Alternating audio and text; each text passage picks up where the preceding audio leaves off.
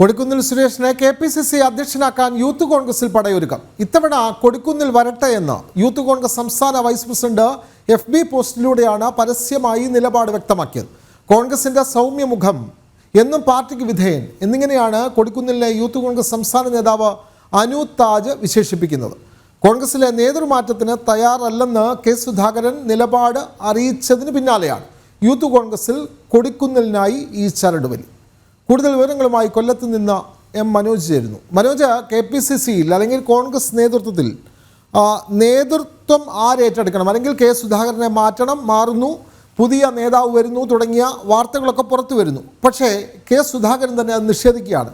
താൻ തൽക്കാലം നേതൃസ്ഥാനത്ത് നിന്ന് മാറുന്നില്ല, തന്നെ ആരും മാറ്റാൻ നോക്കേണ്ട എന്ന് പരസ്യമായി നിലപാട് അറിയിക്കുമ്പോഴാണ് കൊടിക്കുന്നിൽ സുരേഷ് വരട്ടെ, ഒരു സൗമ്യ മുഖം എന്നുള്ള നിലയിൽ യൂത്ത് കോൺഗ്രസ് നേതാവിൻ്റെ പരസ്യമായ FB പോസ്റ്റ്. കൂടുതൽ വിവരങ്ങൾ മനോജ്.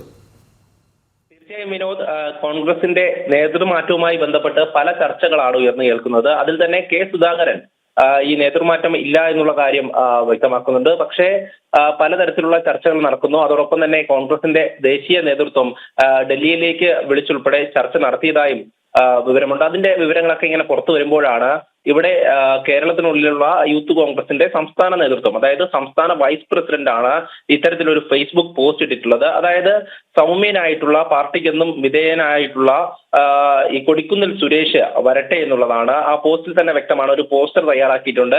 കൊടിക്കുന്നിൽ സുരേഷിനെ ഈ പോലീസുകാർ എടുത്തുകൊണ്ടുപോകുന്ന ചിത്രം ഉൾപ്പെടുത്തിയുള്ള പോസ്റ്റർ. അതിൽ തന്നെ KPCC പ്രസിഡന്റ് സ്ഥാനത്തേക്ക് കൊടിക്കുന്നിൽ സുരേഷ് വരട്ടെ എന്നുള്ള വാചകമാണ് എഴുതി ചേർത്തിരിക്കുന്നത്. എന്തായാലും പലതരത്തിലുള്ള അഭിപ്രായങ്ങൾ, അതായത് K മുരളീധരൻ അടക്കം നേരത്തെ ചില കാര്യങ്ങൾ പറഞ്ഞിരുന്നു. അതായത് കോൺഗ്രസിന്റെ നേതൃസ്ഥാനത്തേക്ക് വരുന്നവരെ, ഈ പുതുതായി വരുന്നവരെ അത് കോൺഗ്രസ്സുകാരെങ്കിലും തിരിച്ചറിയുന്നവരായിരിക്കണം എന്നുള്ള തരത്തിലൊക്കെ ഉള്ള ചർച്ചകളുണ്ടായിരുന്നു. അതിനുശേഷം ആന്റണിയുടെ പേരുണ്ടായിരുന്നു. അങ്ങനെ പലതരത്തിലുള്ള ചർച്ചകൾ തുടരുന്ന സാഹചര്യത്തിലാണ് യൂത്ത് കോൺഗ്രസിലെ ഒരു വിഭാഗം ആളുകൾ ഇത്തരത്തിലൊരു പ്രചാരണവുമായി ഇറങ്ങിയിരിക്കുന്നത്. എന്തായാലും പല നേതാക്കളുടെയും പേരുകൾ ഉയർന്നു കേൾക്കുന്നുണ്ട്. അതേസമയം തന്നെ K സുധാകരൻ അതിൽ നിന്നും പിന്മാറാൻ സാധ്യതയില്ല എന്നുള്ള നിലപാടിൽ തന്നെയാണ്, അങ്ങനെ തന്നെയാണ് ഉറച്ചു നിൽക്കുന്നത്.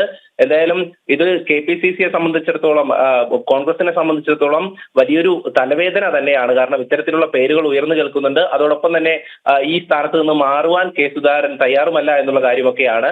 എന്തായാലും ഇനിയും പേരുകൾ ഉയർന്നു വരാൻ സാധ്യതയുണ്ട് എന്നാണ് നമുക്ക് മനസ്സിലാക്കാൻ സാധിക്കുന്നത്. കാരണം യൂത്ത് കോൺഗ്രസ് ഒരു വിഭാഗമാണ് ഇപ്പോൾ ഈ ഒരു പേര് ഉയർത്തിയിട്ടുള്ളത്. ഇനി മറുവിഭാഗം ഏത് തരത്തിലാണ് ഇത്തരത്തിലുള്ള പേരുകൾ കൊണ്ടുവരിക എന്ന് നമ്മൾ നോക്കി കാണേണ്ടിയിരിക്കുന്നു.